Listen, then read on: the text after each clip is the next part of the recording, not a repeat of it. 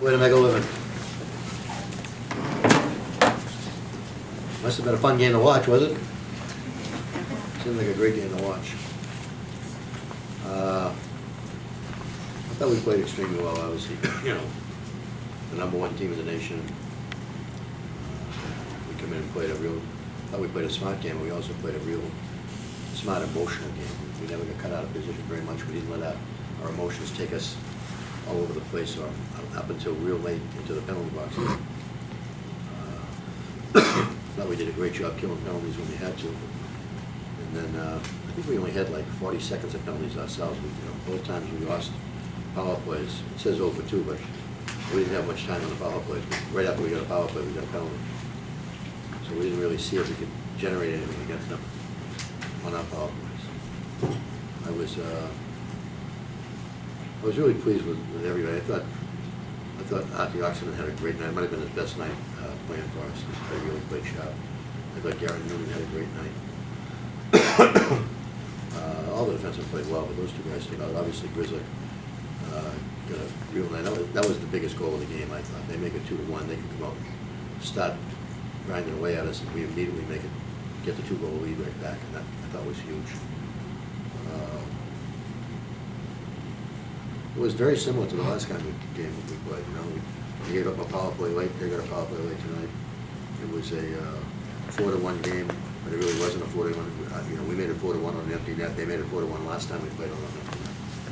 So it was very, very similar.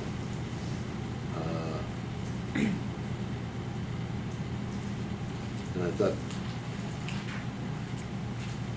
that, the 3 stars for us were pretty good, but there's a couple of stars on that other team that played pretty well too that they didn't get to be one of the stars tonight.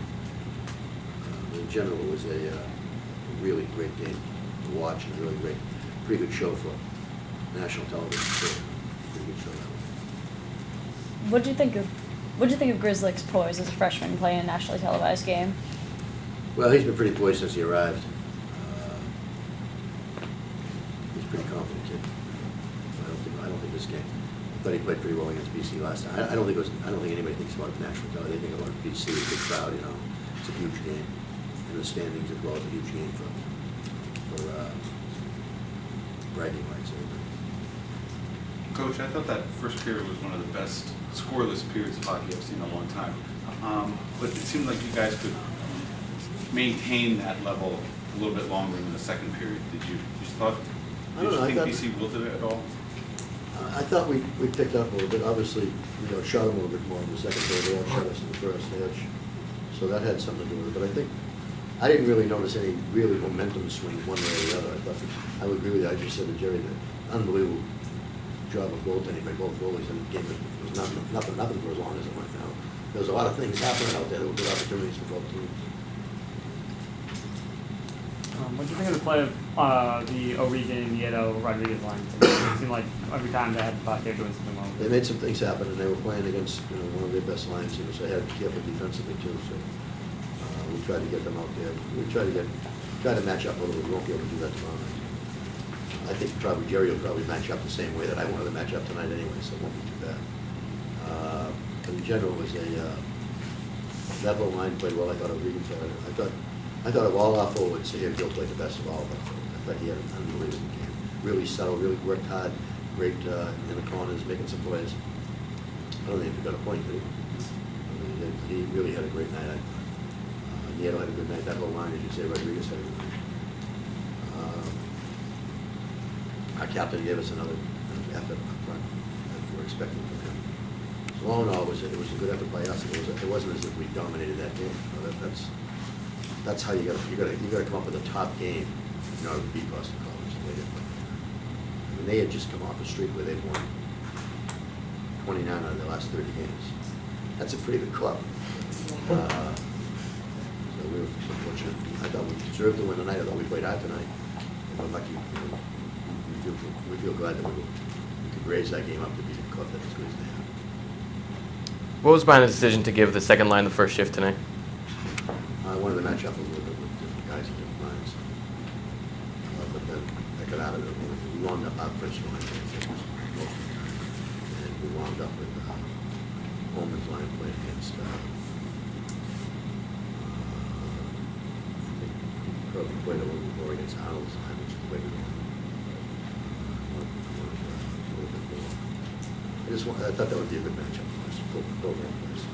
But it kind of evened out that they both played against, our top two lines played against their top two lines. It wasn't a strict matchup.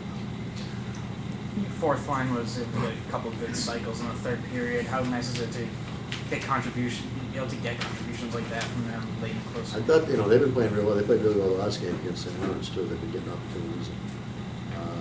I also thought that our third line, I thought Myron gave us a good game. I already mentioned Sierra Gill. I thought the line, that group played really well. They had some good opportunities as well. So, we got 34 shots, and this club doesn't usually give up a lot of shots. You mentioned you like how your team controlled their emotions. What happened at the end of the first?